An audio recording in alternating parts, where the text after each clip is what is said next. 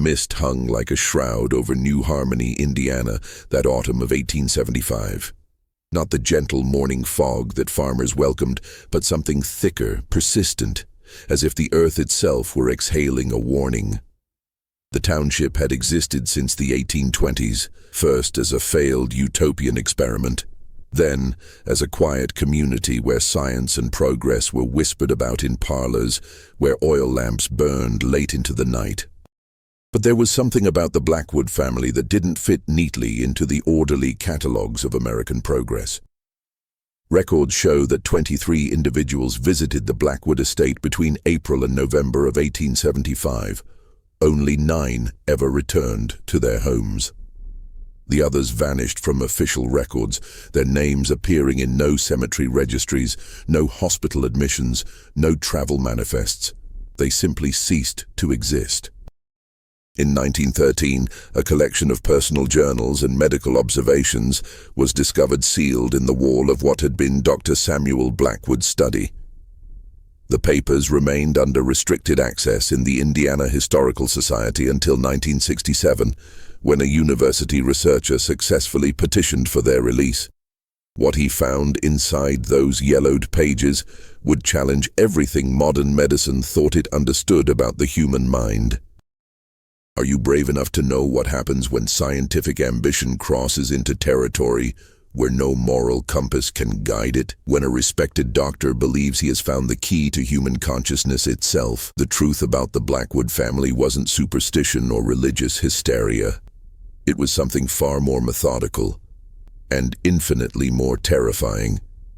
New Harmony had been founded as a place where rational thought would triumph over the wilderness of both land and mind. The town sat near the Wabash River, its orderly grid of streets and handsome brick buildings standing as monuments to Enlightenment philosophy.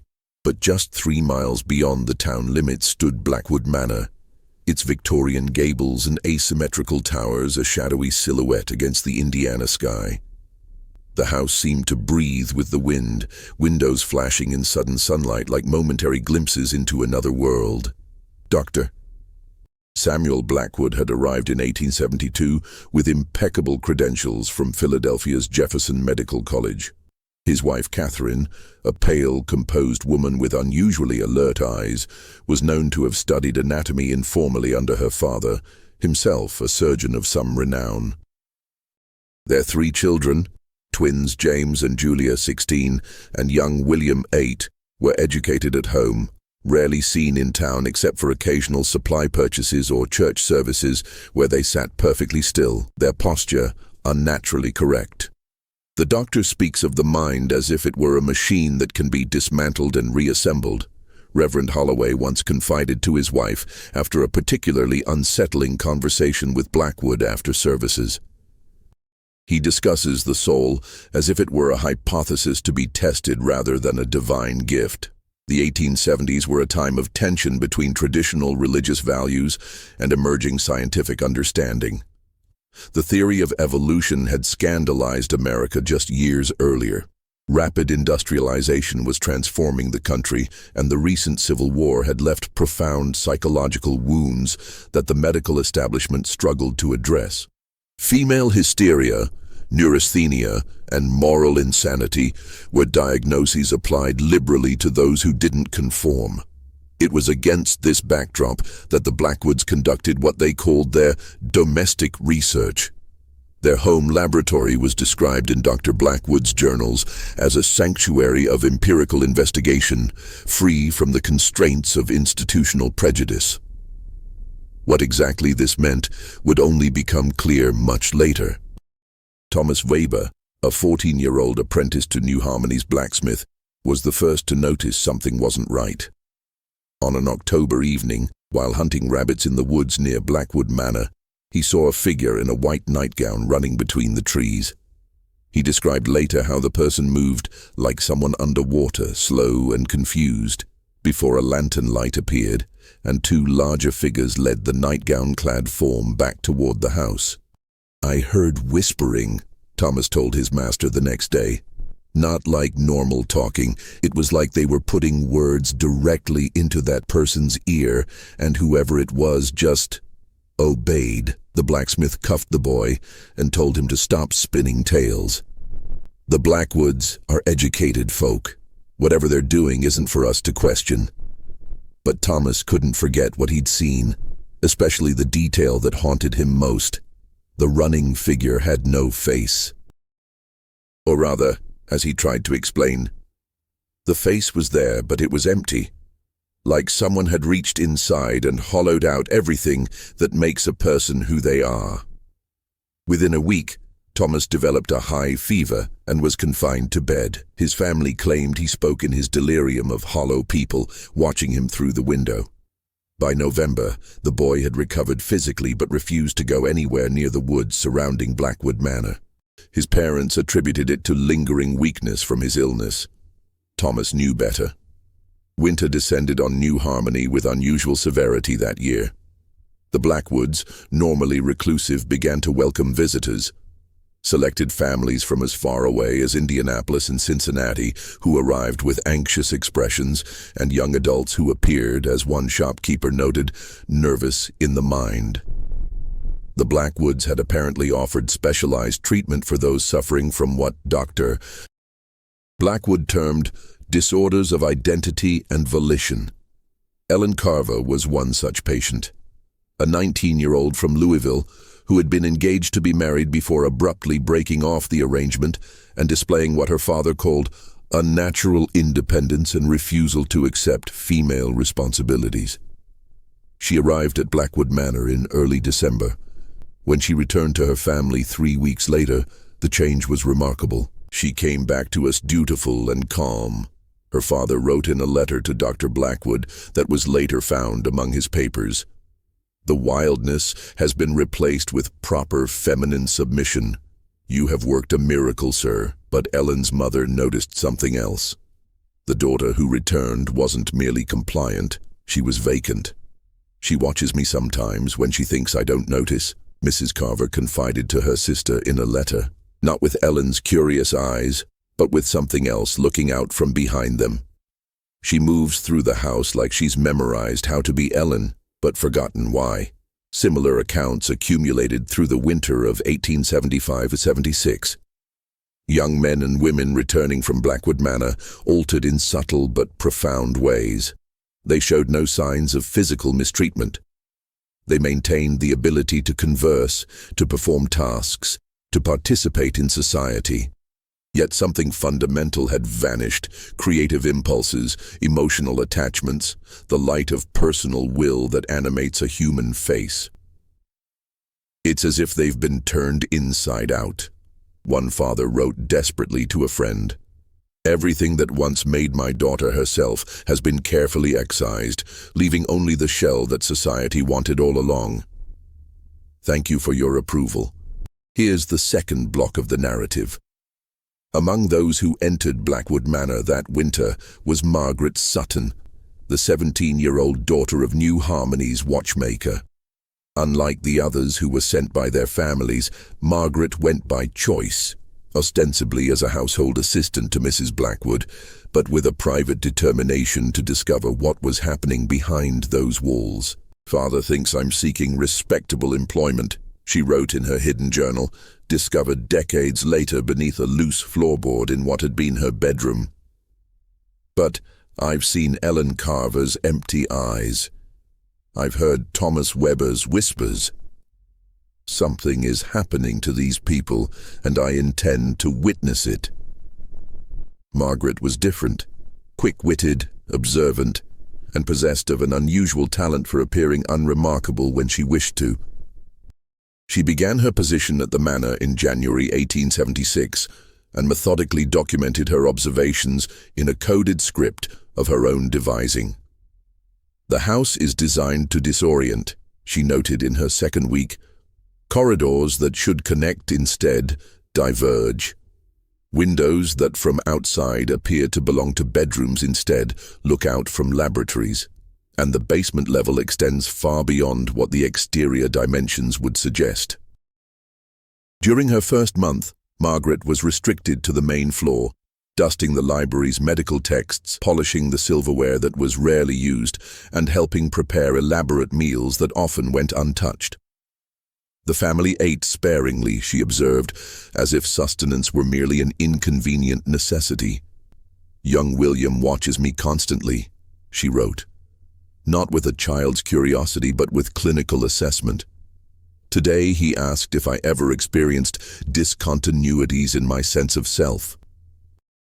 When I pretended not to understand, he smiled in a way no 8-year-old should be capable of. By February, Margaret had earned enough trust to occasionally assist Catherine Blackwood with what the woman called preparations, arranging surgical instruments on velvet-lined trays, transcribing notes from experimental sessions, and once, memorably, helping to restrain a young man who had become agitated during treatment. "They use language precisely, deliberately," Margaret observed. "Patients are subjects. Screams are vocalized resistance. Memory loss is identity purification. The twins speak of the mind as if it were architecture, with rooms that can be sealed off, hallways that can be redirected, foundations that can be reinforced." The methods employed at Blackwood Manor combined emerging neurological science with techniques that would not be recognized by the medical establishment for another century. Dr. Blackwood's journals detailed the administration of carefully formulated compounds, some derived from ergot fungi, others from plant extracts that induced states of extreme suggestibility. Patients were kept in controlled environments where sleep, light, and human contact were precisely administered. "Sleep deprivation for 72 hours produces optimal malleability," read one clinical note in Catherine's handwriting. Subject R.M. resisted initial redirection, but responded well to the mirror technique. Identity fragments successfully contained. Margaret documented how meals were individualized for each patient, containing different combinations of sedatives, stimulants, and substances she couldn't identify. Water was strictly controlled, given only during cognitive restructuring sessions. Patients who cooperated were rewarded with sleep. Those who resisted found themselves in the quiet room, a windowless chamber where, Margaret learned, sounds could be introduced that realigned the subject's relationship with their own thoughts. The most disturbing aspects of the Blackwood's methods involved what they called identity surgery. Procedures conducted in the basement laboratory where Margaret was not permitted. But through a ventilation grate, she once observed Dr. Blackwood addressing his children and 3 patients, seated in a semicircle. "The self is not immutable," he lectured, holding up a glass jar containing what appeared to be a preserved human brain. "It is a collection of electrical patterns, chemical reactions, and habitual responses. Change the pattern, change the person. The technology of personhood is finally within our grasp." Despite her careful performance of docile servitude, Margaret's curiosity eventually drew attention. One evening in early March, she was summoned to Catherine's study, where the woman sat writing in a leather-bound journal. "You're quite observant, Margaret," Catherine said without looking up. "My husband believes this makes you dangerous.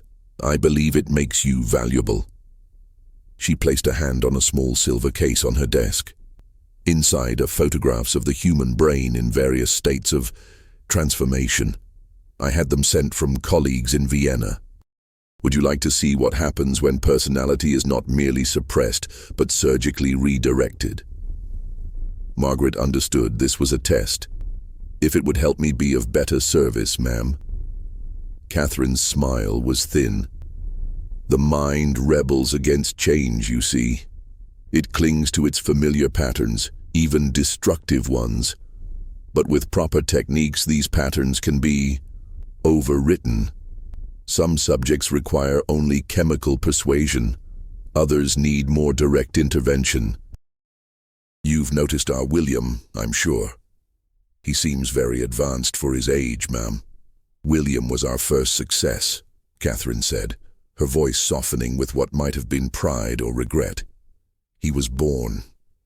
Difficult, uncontrollable rages, violent impulses. We couldn't bear to send him away.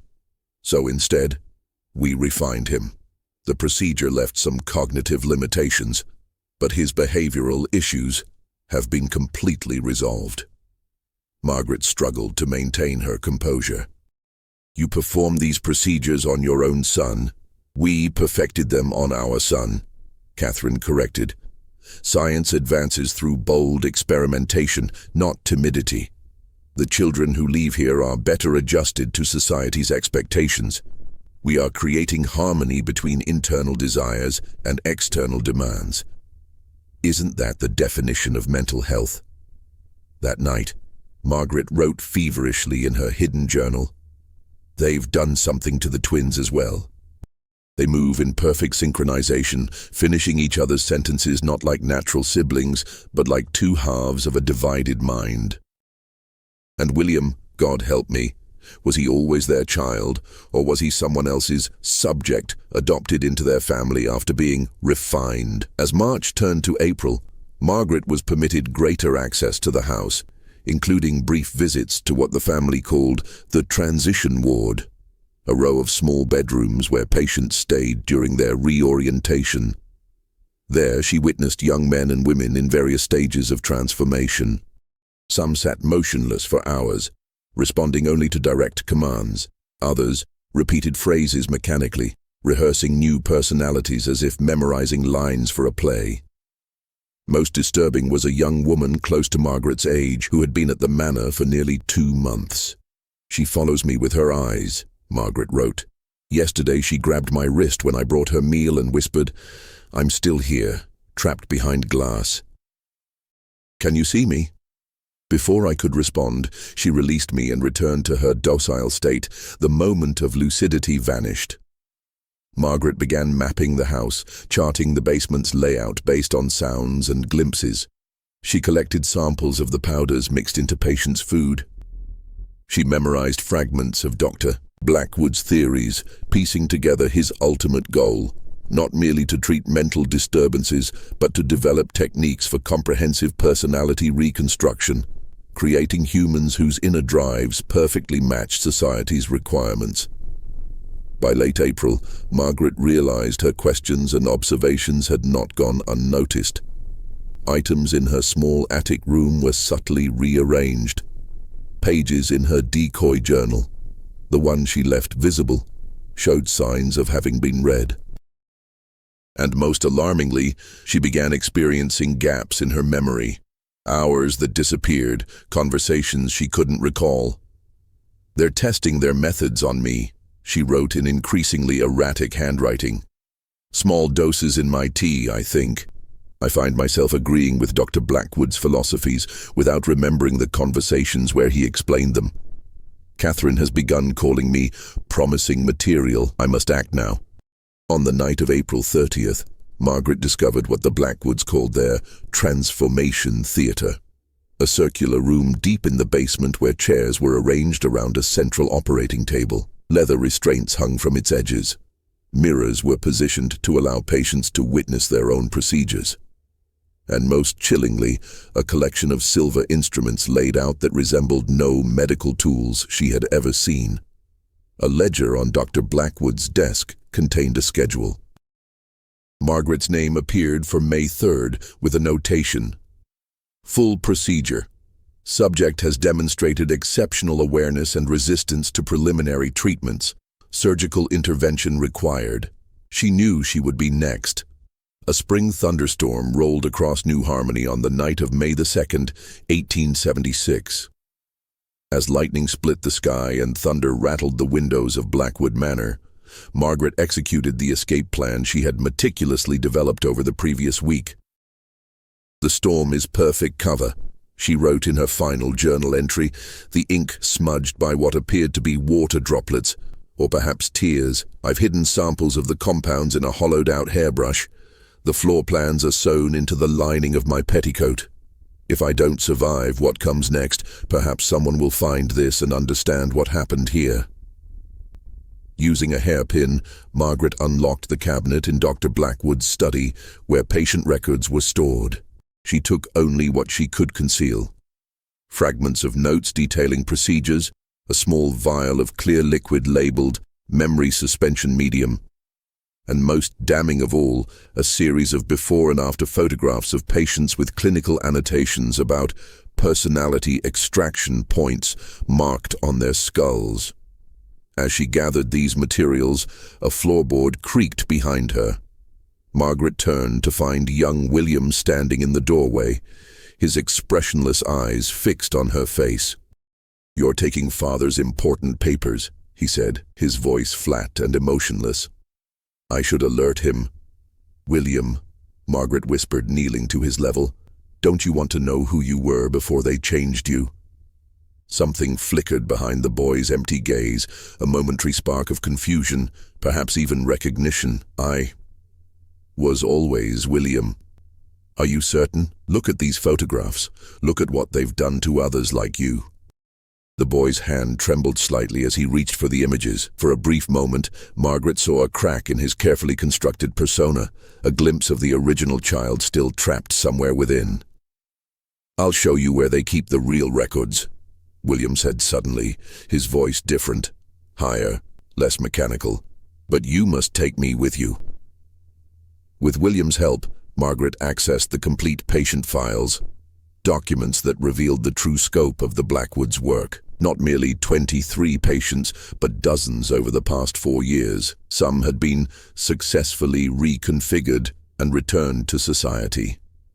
Others were listed as incomplete transformations and marked for permanent residence, a euphemism whose meaning Margaret discovered when William led her to a hidden door beneath the main stairs.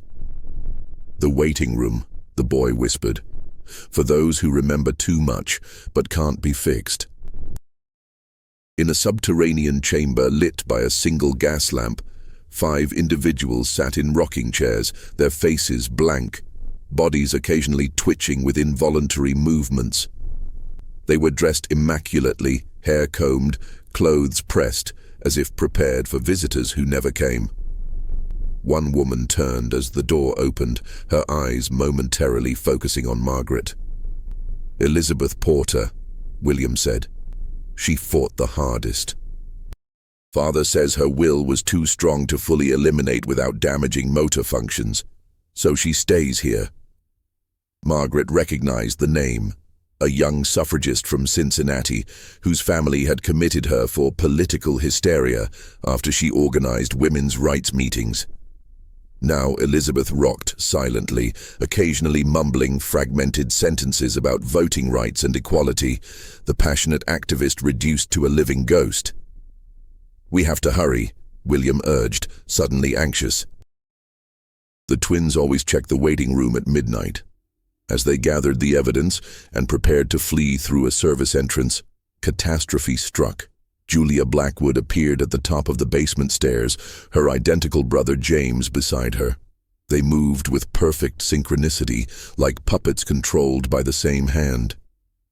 "Margaret has become problematic," Julia observed clinically.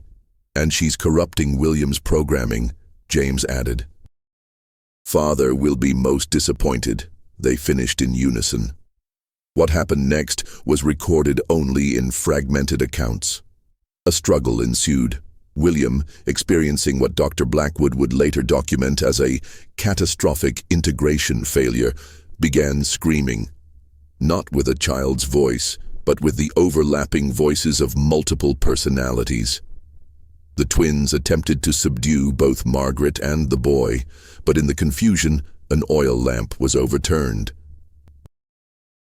The fire spread with unnatural speed, as if the house itself were eager to cleanse its secrets. Margaret and William escaped through a ground-floor window, clutching the documentary evidence.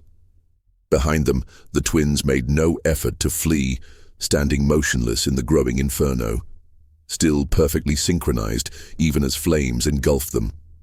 By the time Margaret reached Sheriff Taylor's home, carrying a semi-conscious William and a bundle of disturbing evidence, Blackwood Manor was fully ablaze. The sheriff, initially skeptical of her hysterical claims, was forced to confront the reality when he examined the photographs and medical records. "My God," he whispered, staring at images of patients before, during, and after the Blackwoods procedures. What kind of monsters would do this to another human being? A search party was dispatched to the burning manor, but by the time they arrived, the main structure had collapsed. No bodies were recovered. Dr. Samuel and Catherine Blackwood had vanished, along with their most recent patients. In the aftermath, officials from the State Medical Board arrived to investigate. They stayed for 3 days, collected all of Margaret's evidence, and departed with assurances that appropriate action would be taken. No action ever was. The records were sealed, the investigation quietly abandoned. Rumors suggested that Dr. Blackwood's techniques had attracted interest from powerful institutions more concerned with their potential applications than their moral implications. William was initially placed in Margaret's family's care, but his condition deteriorated rapidly. He alternated between the artificial calm of his William persona and violent emergences of other personalities, some childlike, others adult, male and female voices emerging from the boy's mouth in a horrifying chorus.